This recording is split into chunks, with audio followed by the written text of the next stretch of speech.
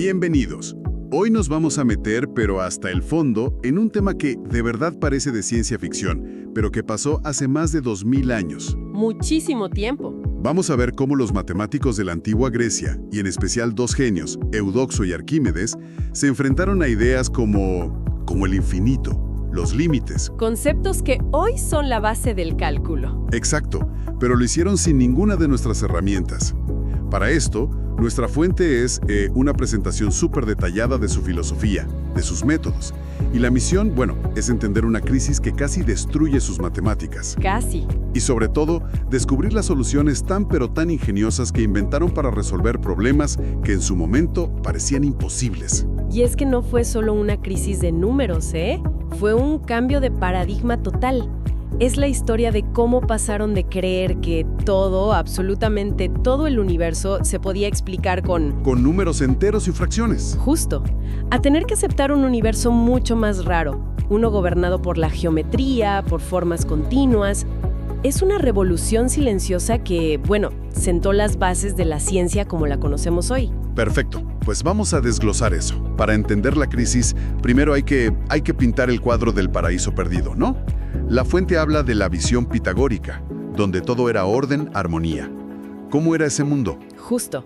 Para los pitagóricos, el universo era una sinfonía matemática. Todo, desde la música hasta los planetas, se podía describir con relaciones entre números enteros. 2 es a 3, 4 es a 5. Todo muy ordenado. Creían que la realidad misma estaba construida así. El espacio, para ellos, era como un collar de perlas, una colección de puntitos, y la distancia entre ellos siempre se podía medir con una fracción.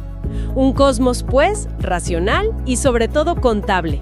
Hasta que alguien encontró una nota que no encajaba en la escala, por así decirlo. Un número que rompía toda esa armonía. Esa es la analogía perfecta. Y no fue solo un cataclismo, fueron dos. El primero, el más devastador, fue el de las magnitudes inconmensurables. Lo que hoy llamamos números irracionales. Exacto. La leyenda dice que fue al calcular la diagonal de un simple cuadrado del lado 1. Según Pitágoras, eso tenía que ser una fracción. Pero sorpresa, se dieron cuenta de que no existían dos números enteros que divididos dieran ese valor. Lo llamaron alogos, lo inexpresable. Y para rematar, llegaron las paradojas de Zenón. Ah, claro, Aquiles y la tortuga. La idea de que para llegar a un sitio, primero tienes que recorrer la mitad, luego la mitad de lo que queda, y así. Y así hasta el infinito. Y entonces, en teoría, nunca llegas. Esa misma. Zenón les dijo, el movimiento es una ilusión, porque implica cruzar infinitos intervalos. Así que de repente, no solo tenían números que no podían nombrar, sino que el moverse de un punto A a un punto B se volvía lógicamente imposible. Su sistema se fracturó. Espera.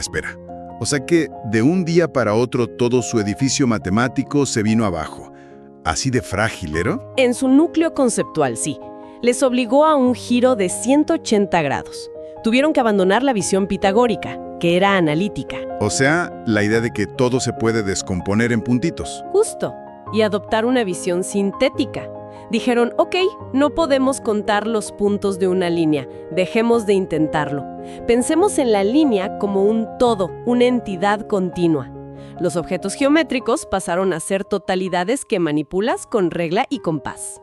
La geometría, pues, se divorció de la aritmética para poder sobrevivir. Ok, entiendo la huida hacia adelante. Si los números fallan, quédate con las formas. Pero el problema de los alogos, de los números inexpresables, seguía ahí. ¿Cómo comparas dos longitudes si no puedes asignarles un número? Ahí es donde entra Eudoxo, ¿verdad? Ahí es donde entra el primer golpe de genio de Eudoxo. Lo fascinante aquí es que no intentó resolver el número irracional, lo rodeó. ¿Cómo? Creó su teoría de las proporciones. La idea central es brillante. No necesito saber el valor numérico de dos razones para saber si son iguales. Puedo definir que A es a B es igual a C es a D basándome en cómo se comportan con otras magnitudes. Es un poco técnico, pero en esencia les dio un método riguroso para comparar longitudes, áreas, fueran lo que fueran. Ya no importaba si no podías escribir el número, podías trabajar con él.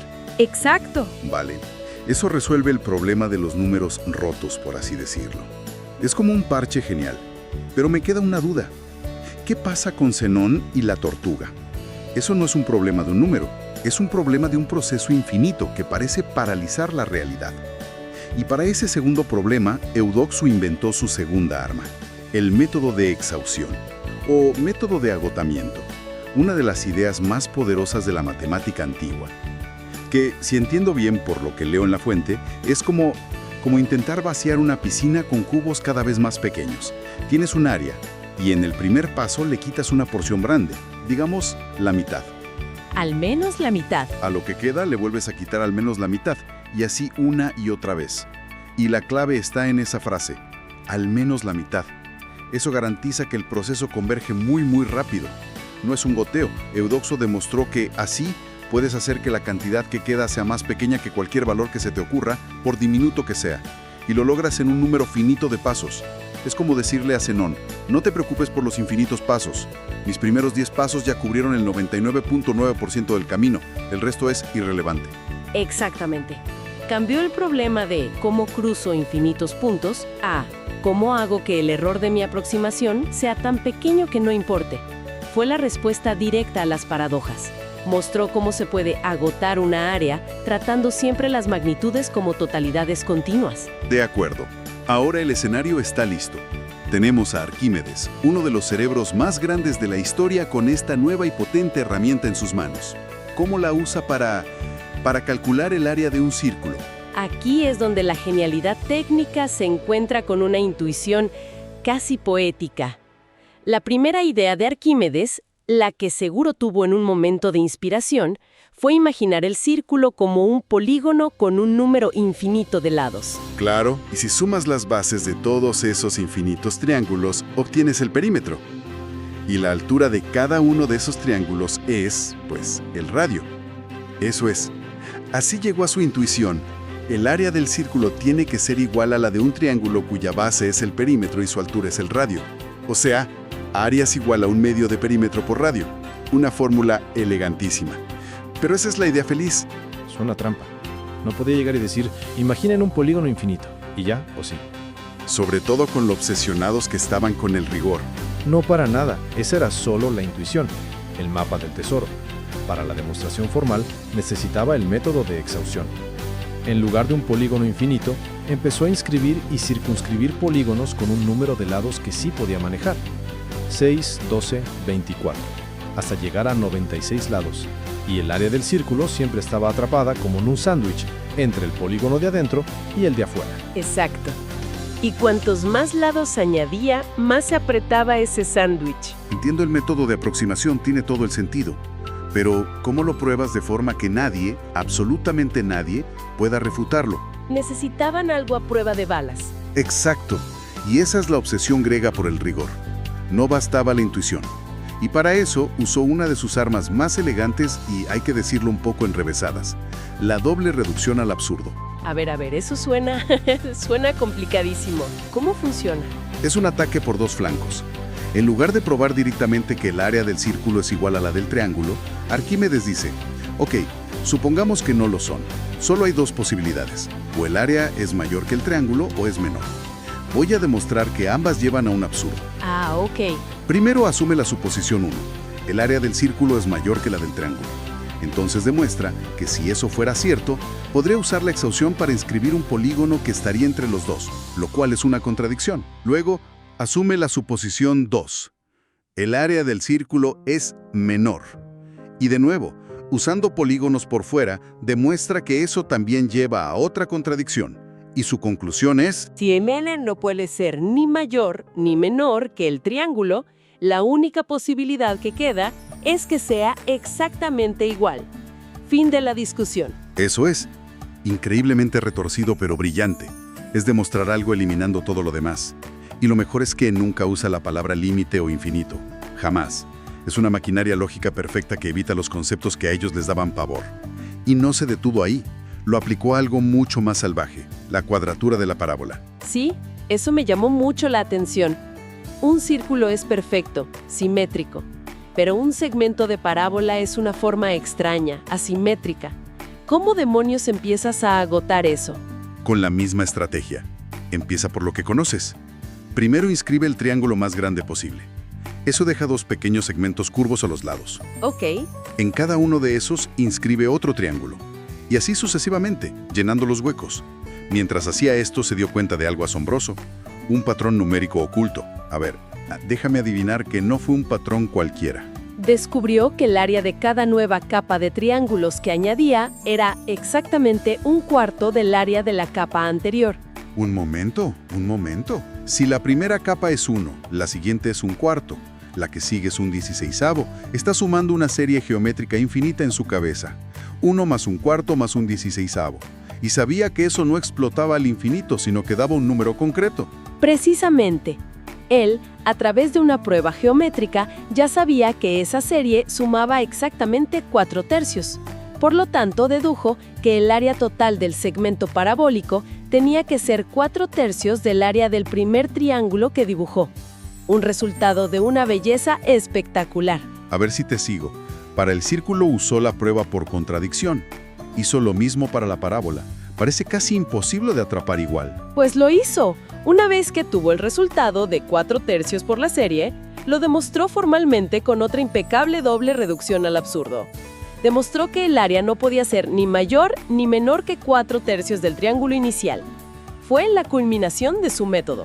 Increíble. Y si conectamos esto con el panorama general, es fundamental ver lo cerca que estuvieron y a la vez lo conceptualmente lejos que estaban del cálculo moderno. Llegan a los mismos resultados, pero el andamiaje mental es completamente distinto. Exploremos esas diferencias, porque creo que ahí está la clave de todo. La primera, obviamente, es su concepto del infinito. Correcto. Para los griegos, el único infinito aceptable era el infinito potencial. Es un proceso que nunca termina. Puedes seguir contando, puedes seguir dividiendo un segmento. Es un siempre se puede más.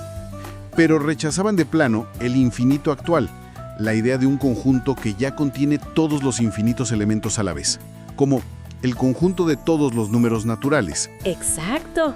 Eso les parecía un monstruo lógico, caótico. El cálculo moderno, en cambio, se fundamenta en el infinito actual. Y eso se ve en cómo calculan. Arquímedes usa triángulos finitos que se hacen muy, muy pequeños. Nosotros, con el cálculo, usamos rectángulos cuya base, el famoso delta X, se hace infinitesimal, tiende a 0. ¿Por qué les daba tanto miedo esa idea? Parece súper útil. Les daba pavor por un axioma, el de Eudoxo Arquímedes, que básicamente dice que si tienes 2 magnitudes, por diferentes que sean, siempre puedes sumar la pequeña suficientes veces para superar a la grande. Un infinitesimal violaba esto. Para ellos, si algo tenía tamaño 0, sumar infinitos de ellos seguía dando 0. Es una lógica de todo o nada. O tiene tamaño o no lo tiene. Exacto. El cálculo de Newton y Leibniz se atrevió a jugar en ese espacio intermedio, aunque no se formalizó hasta mucho después. Y la última gran diferencia es el método de prueba. Como vimos, ellos dependían de la reducción al absurdo. Que es brillante, pero se siente como un camino larguísimo. Es probar que tu casa está ahí, demostrando que no puede estar en ningún otro lugar, en vez de simplemente señalarla. Es una gran analogía. Es una prueba indirecta. El concepto moderno de límite es una herramienta mucho más directa. Nos permite decir, a medida que este proceso se acerca al infinito, el resultado se acerca a este valor exacto. Entonces, para resumir este viaje increíble, todo empieza con una crisis, los irracionales, que obliga a los griegos a refugiarse en la geometría. Ahí, un arquitecto conceptual, Eudoxo, les da 2 herramientas nuevas, la teoría de proporciones y el método de exhaustión. Y luego llega el maestro de obras, Arquímedes, y usa esas herramientas para construir maravillas. Calcula el área del círculo, de la parábola, básicamente inventa el cálculo integral sin llamarlo así y 2 milenios antes de tiempo. Es el resumen perfecto, pero hay un epílogo, un giro final en la historia de Arquímedes que es alucinante.